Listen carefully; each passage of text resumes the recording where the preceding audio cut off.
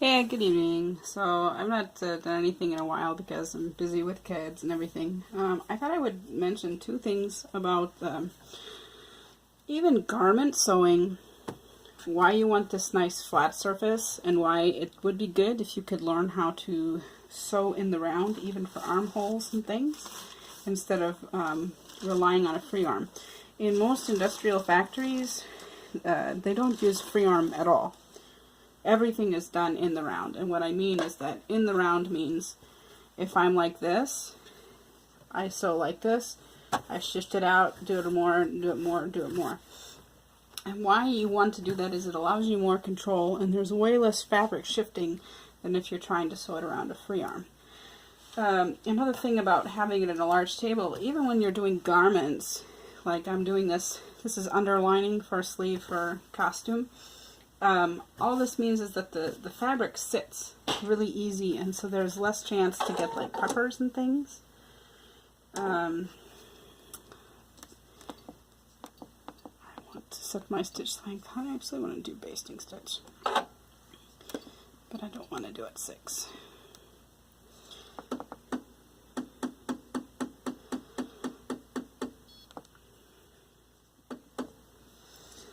So for instance, look, I just let it, the feed dogs,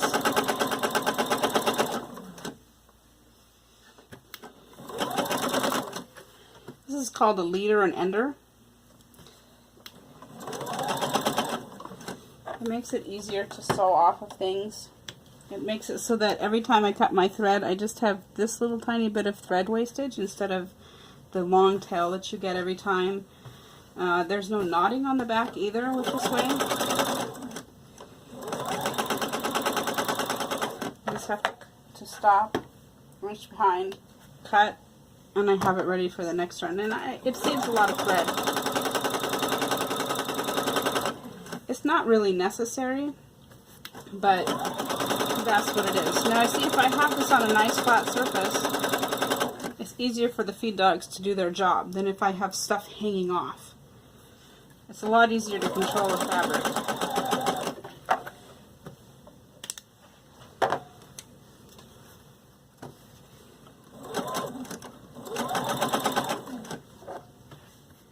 A lot easier. And another thing is that when you hold your fabric, make a big fist and go like this. And you can do it with 3 hands and under, but it's good to go like a fist because you have 2 layers here, right? The feed dogs pull this bottom layer at a little bit slightly faster rate than they do this top layer. So when you hold it like this, you kind of counteract that.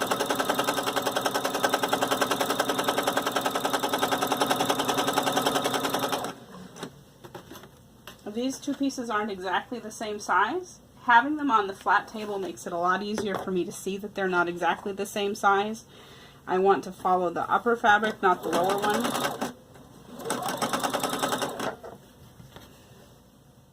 And some people really don't like using this. They think, oh, it takes so much time. As you can see, it's not taking me much time to use it. It's really not. And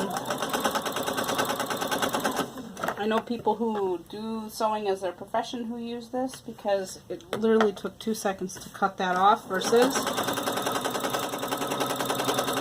sometimes if you don't use this and you start at the edge, you can get jams in there, or if you use your cutter, you can get other issues. So you do have a little tiny bit of shifting, but it's not significant. Way more shifting if I didn't. It wasn't using this method. I also notice I don't have so many pins. If you do this kind of method, you don't have to use so many pins.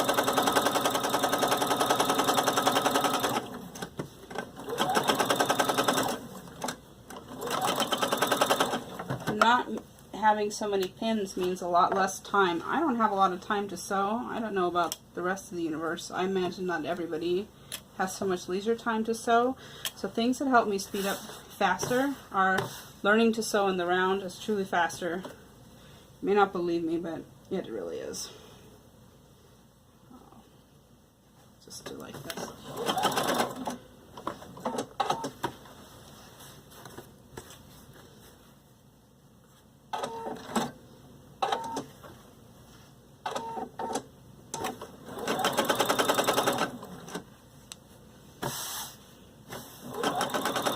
help me control the fabric better if I have this big table.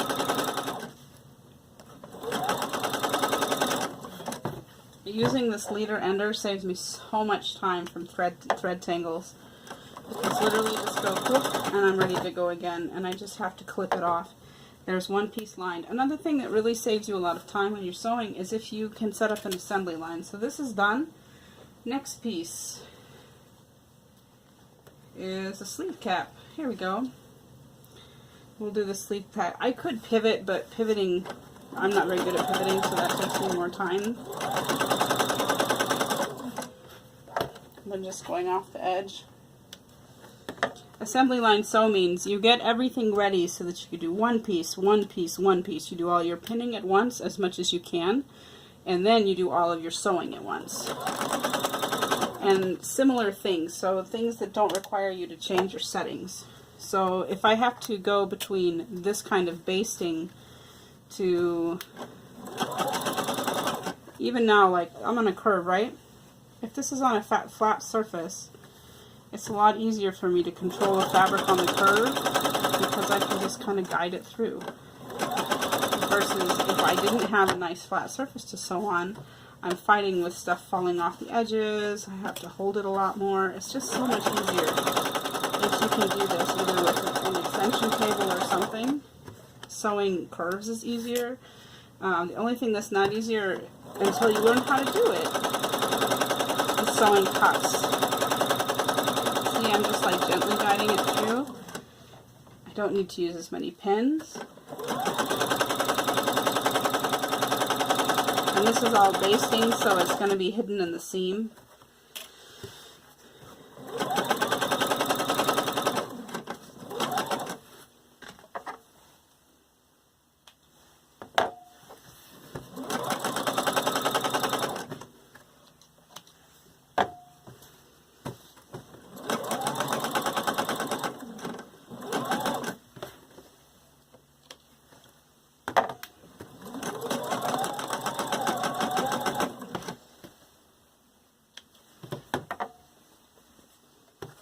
Last side, make sure that it's all flat. I already have a flat surface, right? I don't have to get another table. I already have a nice flat surface, so I can make sure if it's good to go. And it is, so I can just get it in. Sorry for my flickering lamp. I probably need to change that light bulb. Nice straight seam. Like I don't need anything. But you can see, I don't need anything. I don't need any pins. I can just use it with my hands. Make sure everything gets in okay.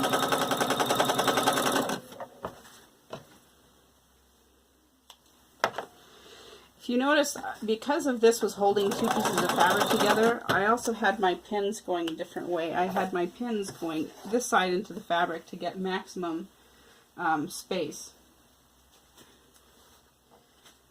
For these pieces now, you'll notice that the pins are going a different way. They're going this way into the fabric because I want to hold these and I need to pull them out as I go.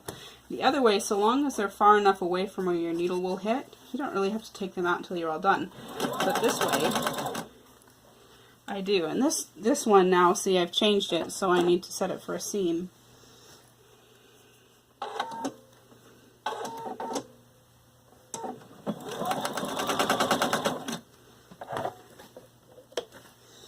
I do this with quilt piecing too. Having the leader ender is really helpful for quilt piecing, especially quilt piecing on things that have points.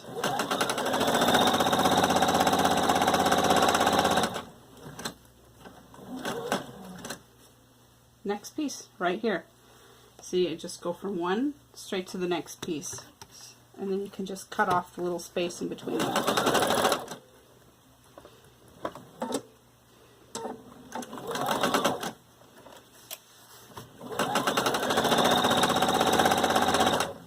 Set up your assembly line sewing for maximum efficiency.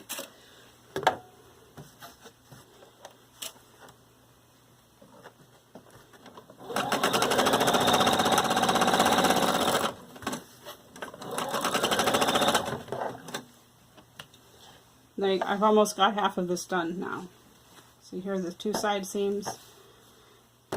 You may complain about my 3/8 seam allowance, but meh.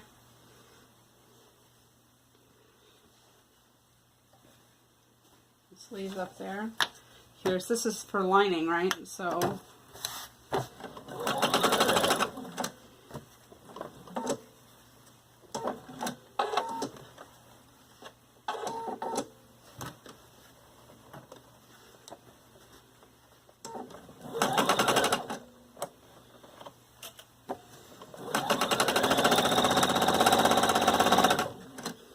sewing is not such an exact science that you have to have everything absolutely perfect, because things can be fudged. Quilting is more precise. Everything has to be a 1/4 inch or your. If you're sewing clothing, you have a lot more wiggle room for fudging things, which is nice.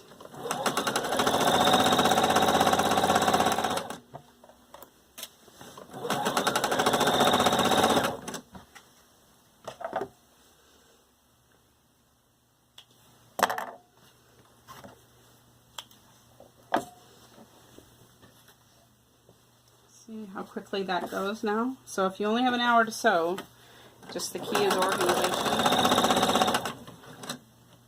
Using the leader and ender saves me a lot of time and frustration.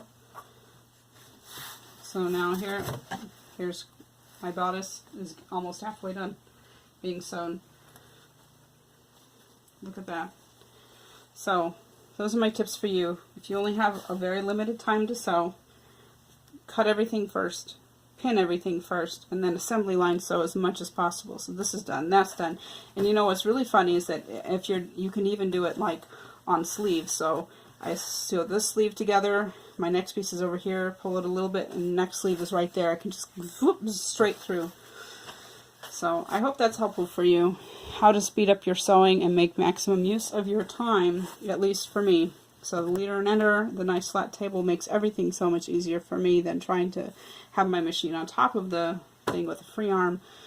The big table just makes it so much easier. And these are, I mean, look, if I didn't have this, I'd have this much on here and this hanging off, and that's a lot harder to control. The feed dogs work so much better when everything's on a flat surface. So I hope that helps you.